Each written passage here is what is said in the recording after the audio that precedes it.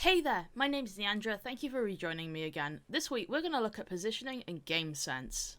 No pressure, but as Mercy, you are usually the enemy team's highest priority target. These two skills are absolutely crucial to understand and will help keep you alive. So, what do they mean? Positioning is just deciding where to play. Aim to minimise the amount of directions you can be attacked from, and maximise the number of allies you can fly to if needed. When possible, make it dangerous for the enemy to come after you. Game sense is understanding the enemy and everything else going on around you. It's being able to predict what the enemy is going to do and acting accordingly.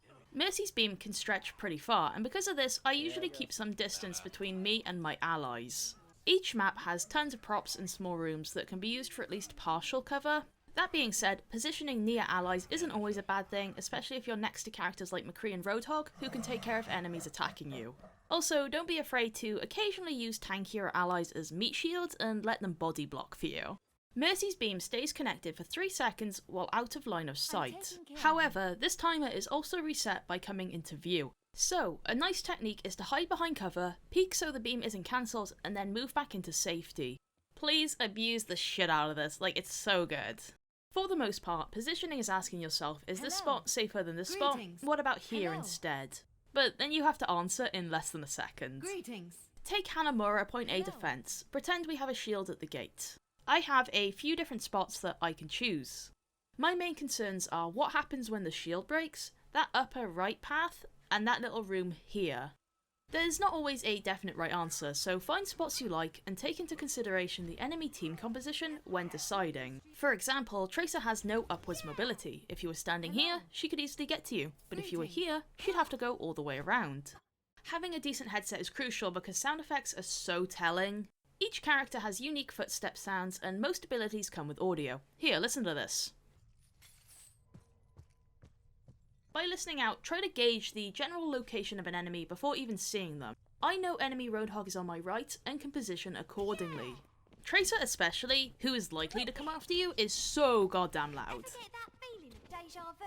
When fighting for or on an objective, I often try to stay off it unless I need a contest. If I was defending point B of Hanamura, I would consider playing from here. If I was attacking, I might be in this area or here.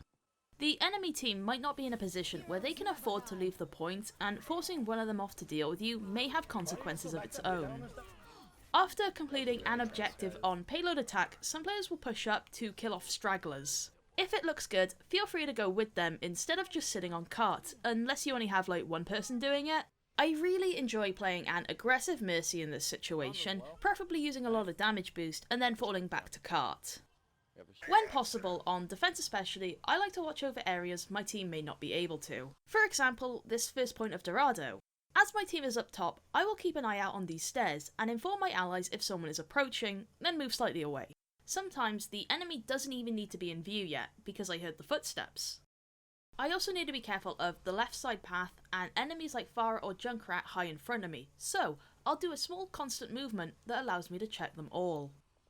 Another example is first point Dorado again. If we were holding this choke point, I might occasionally flick my view back, especially if the enemy team has characters with means to get over the back wall. I've seen a lot of Widows and Hanzos go behind there. Imagine calling them out before they got the chance to pick someone off. That could be absolutely huge for your team.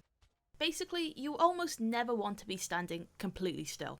I personally strafe in a circle quite a lot. Some exceptions would be hiding in a corner or stuck with Tracer's pulse bomb. In which case, please, for the love of God, do not move and do not fly into another ally. Try not to look in the same direction for more than a few seconds at a time, especially when positioned in a place that's open or has multiple angles on you. It is crucial to keep track of your allies' positioning. At a minimum, have a vague idea where teammates who aren't in view are located.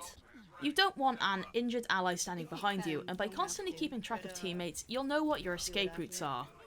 While you see ally silhouettes through walls, non-healers only see a generic chevron. So you need to ask yourself, who can help me if I need it, and how quickly? Memorize all the health pack locations as well. You may not want to run through an exposed area for an ally missing 10 HP who's squatting over a health kit. Also, using one yourself buys a lot of time when under attack, especially if being damaged by only one enemy. Mercy has health regeneration that kicks in after 1 second of not taking damage. Sometimes it is okay to just hang back and take a breather before repositioning to allies. Use a combination of Guardian Angel, Angelic Descent and the Super Jump to move in a fast and fluid manner. You can frequently twist yourself around corners like this.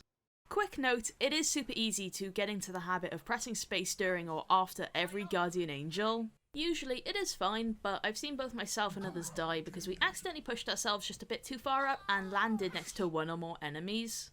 Because Guardian Angel has a cooldown of only 2 seconds, you often want to be ping-ponging between allies and even keep off the ground sometimes. When my team is split up, I often try to keep myself moving between everyone. Another useful technique is fly to someone, cancel, use Angelic Descent and hold S, then repeat. This is good for attending to allies on high ground while still having some cover yourself. Being able to reposition every 2 seconds is absolutely amazing, but that time's gonna feel like an eternity when you're out of position and in the middle of a ball of enemies. Okay, let's talk about game sense. A core part of good game sense is tracking enemy ultimates and abilities. Frequently open the scoreboard and analyse the enemy team. At a minimum of after every fight, ask yourself and possibly the team what ults were used, what ults do we think they have. Characters may play slightly different when they have ultimate ready. The most common is just being more aggressive and pushing up quicker, so always be on the lookout for that. Here are some other traits.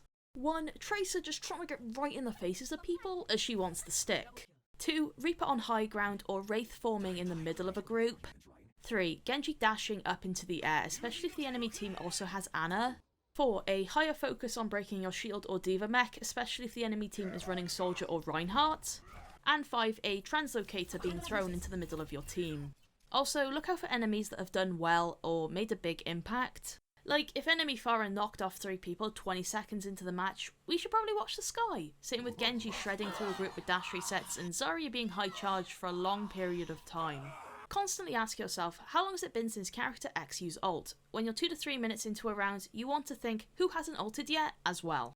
Tracking 6 enemy ults that all charge at different rates isn't impossible, but it is tough. To make things easier, narrow it down and focus on the most threatening. For example, I don't really need to think about enemy sound barrier too much, unless a DPS says they're about to ult, but enemy Graviton is a threat to me and has the potential to win the fight or even match. As a little cheat sheet, my biggest priorities in tracking are Graviton Surge, Dragon Blade, Tactical Visor and Earth Shatter. Although obviously pretty much every offensive ult needs some tracking. So, we know or suspect the enemy has ultimate ready. What now? I will warn my team, keep an eye out on enemies who are looking for opportunities, like Zarya being aggressive, and position accordingly. For the most part, positioning accordingly means just keeping a distance from allies, having cover nearby, and escape routes available, so not too different from normal play. Using voice chat, tell your team when you think the enemy has ult and if they're playing into it. If a bunch of allies are clumped together and enemy Zarya has grab, please let them know. It could literally stop you from losing. Be especially alert in tracking ultimates during the last minute to 30 seconds. You know, when there's only time for like 1 or 2 more fights. When the clock is about to run out, many teams, especially those on attack, are likely to rush the objective and dump every ult they have left. It is vital for your team to be prepared and hopefully have some ults left of your own. Definitely keep an eye out during the second last fight. Tracking individual enemy abilities can be harder, but also very useful. I recommend paying attention to ones relating to mobility.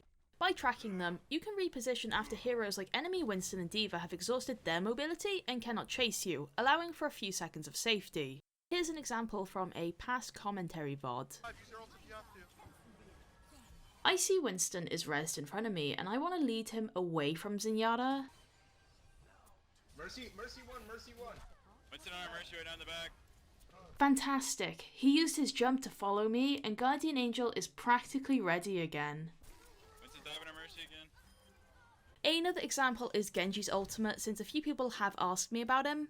I know that Genji gets a dash reset when he ults, when he kills someone, and is likely to target me first. Tracking and playing around those dash resets is what will keep me alive, as Genji is less effective if he cannot close the distance between us.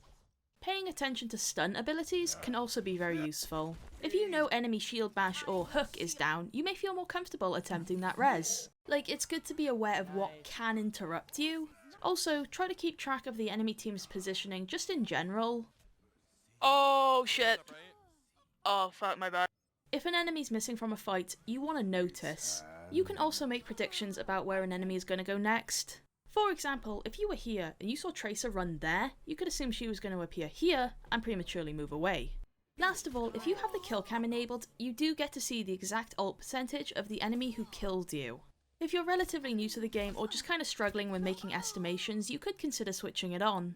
And that's all from me, thank you so much for watching. Next time we'll look at Valkyrie. Feel free to join my Discord server, there's a link in the description below. I'm using it as a multi-purpose between YouTube stuff and the game I'm working on. Over 100 people have joined it so far, and that's super cool. We're a nice bunch and really love new people. Yeah, thanks.